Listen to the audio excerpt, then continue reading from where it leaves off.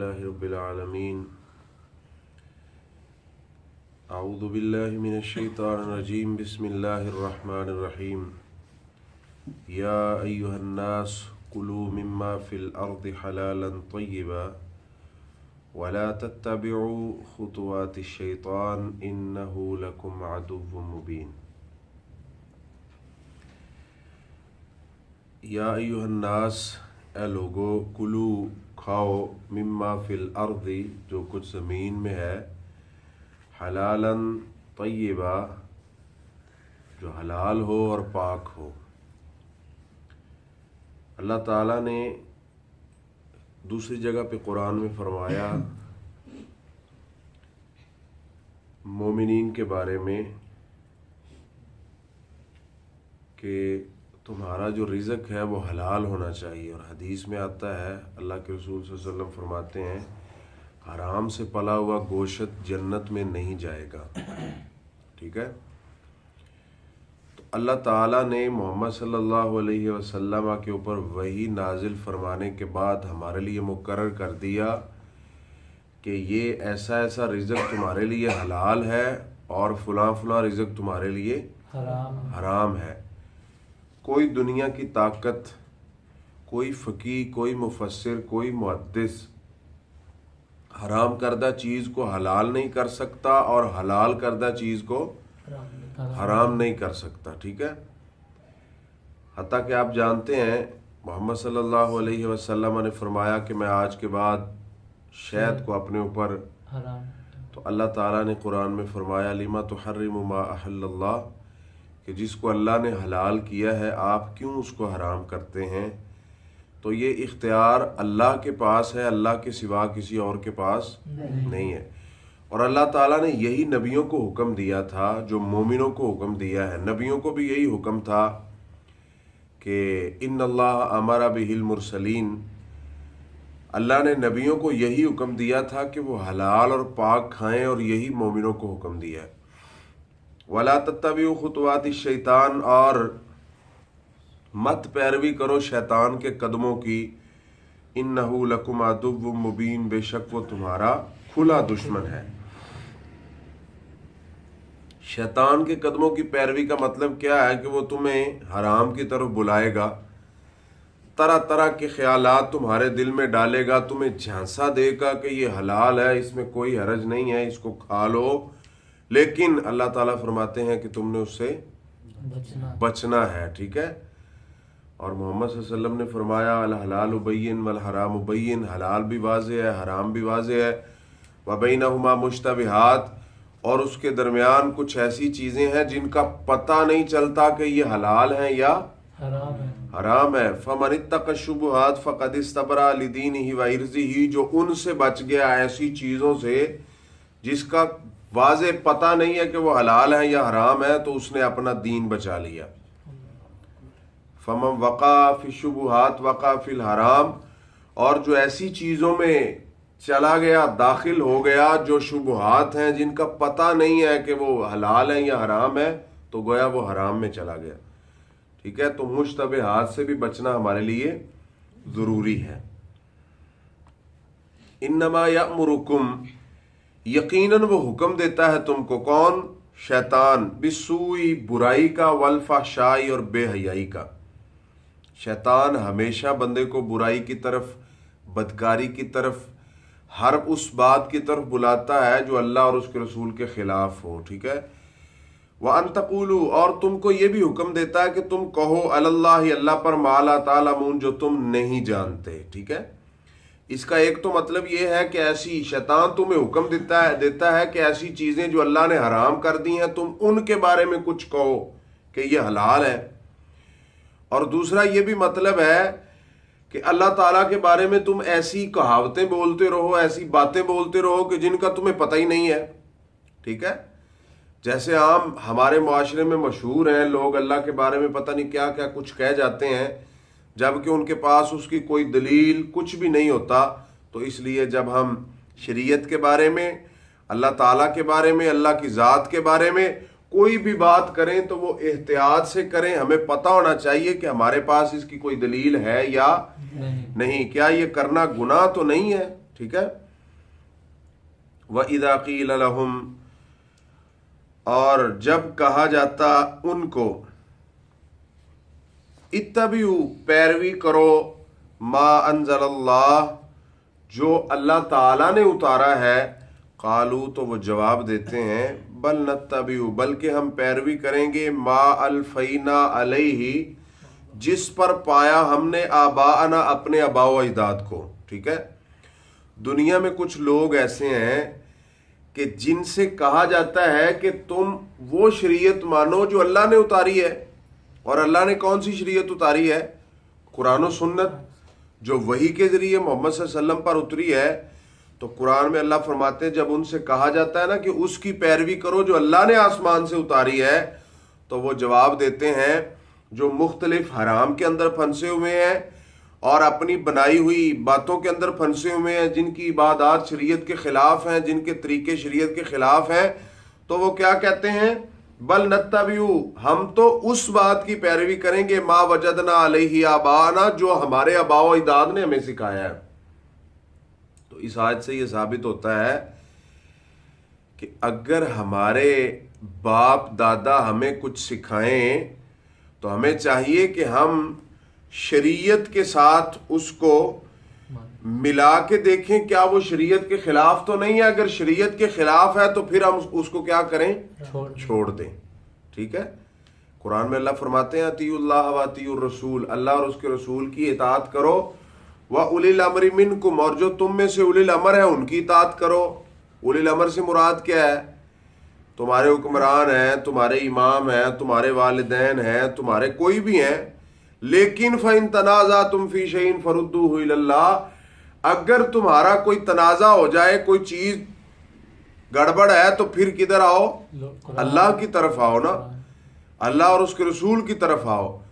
تو اس کا مطلب یہ ہوا کہ ہمارے لیے شریعت جو ہمارے آباء و اجداد ہمیں بتائیں وہ نہیں ہے، بلکہ وہ ہے جو اللہ نے آسمان سے اتاری ہے. اولو کان آباؤہم، یا تھے ان کے آباء و اجداد، لا یاکلون شیئا ولا یہتدون، نہ عقل رکھتے نہ ہدایت پر. اللہ فرماتے ہیں جس بندے نے وحی کو چھوڑ دیا ہے نا، جو آسمان سے شریعت آئی اس کو چھوڑ کے اپنے آباء و اجداد کی بات کو مان لیا، کیا اس کو پتہ ہے کہ ان کے آباء و اجداد ان کو عقل بھی تھی یا نہیں، وہ ہدایت پر بھی تھے یا نہیں؟ تو یہ تو کنفرم ہے نا کہ جو اللہ نے آسمان سے دین اتارا ہے اس میں کوئی شک نہیں ہے، وہ واقعتاً ہدایت ہے. ٹھیک ہے. تو بجائے اس کے کہ ہم کسی کی بات مانیں، والدین کی بات ہم مانیں، لیکن ہر وہ بات جو شریعت کے مطابق ہے، جو اس کے خلاف ہے، وہ تو اللہ کے رسول صلی اللہ علیہ وسلم نے، اور یہ آیت اس بات کی دلیل ہے کہ اس کو ہم چھوڑ دیں اور اللہ اور اس کے رسول کی بات کو. مثل الذین کفروا، مثال ان لوگوں کی جنہوں نے کفر کیا، کمثل الذی، اس شخص کی مثال ہے، ینعقو، جو آواز دیتا ہے، بلاتا ہے، بما، ان کو، لا یسمعوا، جو نہیں سنتے، الا دعاء و نداء، مگر آواز اور پکار. کیا مطلب؟ پہلے اس کو مکمل کر لیں. سم بکم عمی فہم لا یعقلون، وہ گنگے ہیں، بہرے ہیں، اندھے ہیں، وہ عقل نہیں رکھتے. اللہ تعالیٰ فرماتے ہیں کہ ایسے لوگ جن کے پاس کوئی دلیل نہیں ہے شریعت کی، ٹھیک ہے، یا جنہوں نے اللہ اور اس کے رسول کے ساتھ کفر کیا ہے نا، جو شریعت کو نہیں مانتے، نہیں جانتے، ان کی مثال اس شخص کی مثال ہے کہ جو آواز لگاتا ہے. بالفرض سامنے کوئی جانور ہے، کوئی بھینس ہے، کوئی بھی ہے، اس کو آواز لگاتا ہے، وہ اس کی آواز سن رہا ہے، اس کا جو واو ویلا ہے نا وہ سن رہا ہے، لیکن اس کو پتہ نہیں ہے کہ یہ کیا کہہ رہا ہے. سمجھے؟ اس کو پتہ نہیں ہے. بالفرض کوئی جانور آپ کا نقصان کر رہا ہے نا، تو آپ اسے کہیں گے کہ ہٹ جاؤ. اب اس کو یہ نہیں پتا کہ یہ مجھے کیا کہہ رہا، وہ تو آواز سن کے ڈرا اور وہ پیچھے ہٹ گیا. ٹھیک ہے. آپ کسی جانور کوئی بھی چھپایا ہے، بالفرض گائے ہے، اس کے سامنے کھڑے ہو کے آپ اس کو کہیں کہ آپ نے مجھے صبح 8 بجے دودھ دینا ہے، وہ آپ کی آواز تو سن رہی ہے لیکن اس کو نہیں پتا کہ یہ مجھے کیا کہہ رہا ہے. ٹھیک ہے.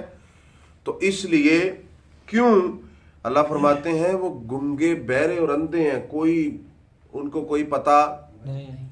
آپ قرآن پڑھیں، جو اس پہ ایمان نہیں رکھتے ان کے سامنے وہ اس کو سمجھیں گے؟ ان کو پتہ چلے گا؟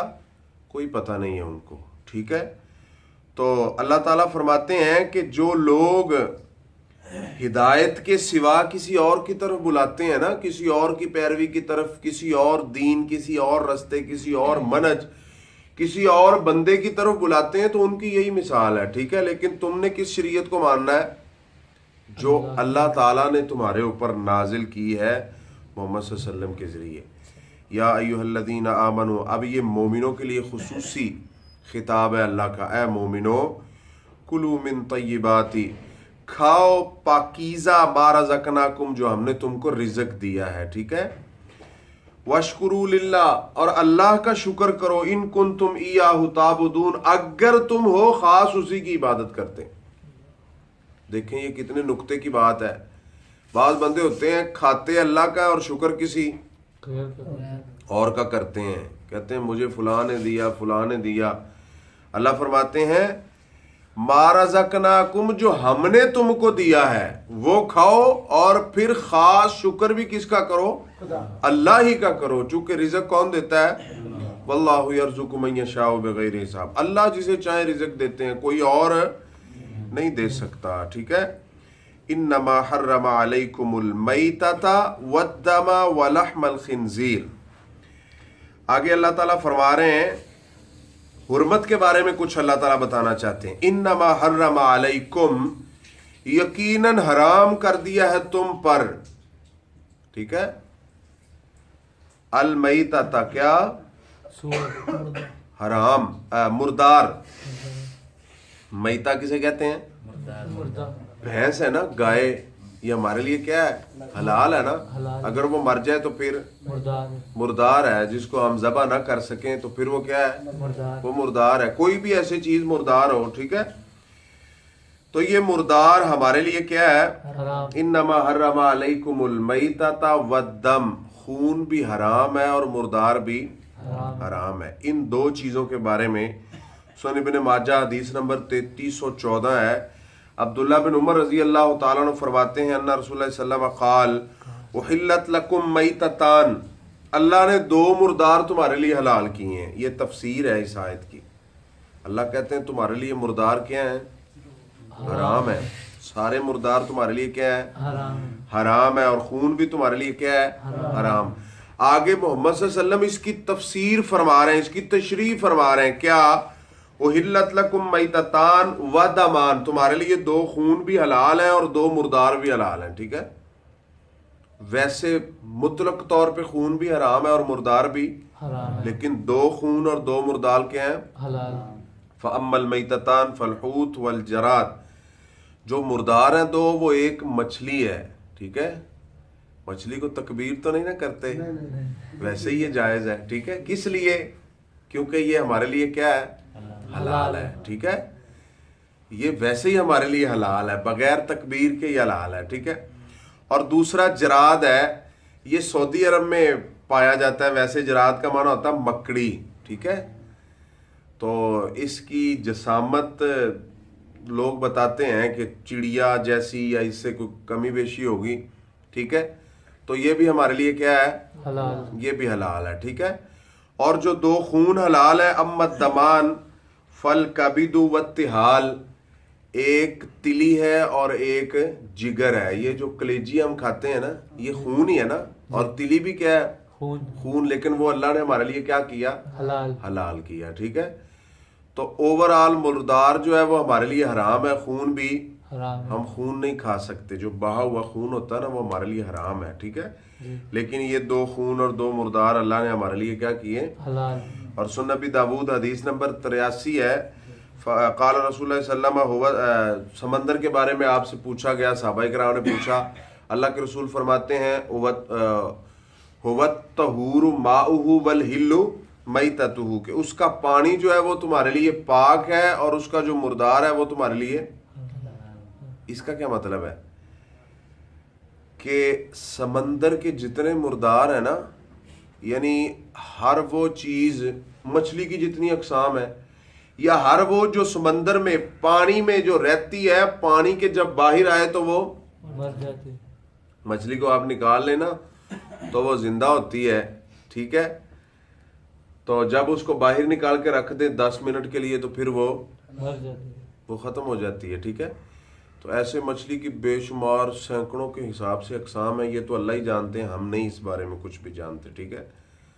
تو کل انشاءاللہ ہم ادھر سے آگے پڑھیں گے. اللہ تعالی ہمیں عمل کی توفیق دے. آمین. آخر دعوانا الحمدللہ رب العالمین.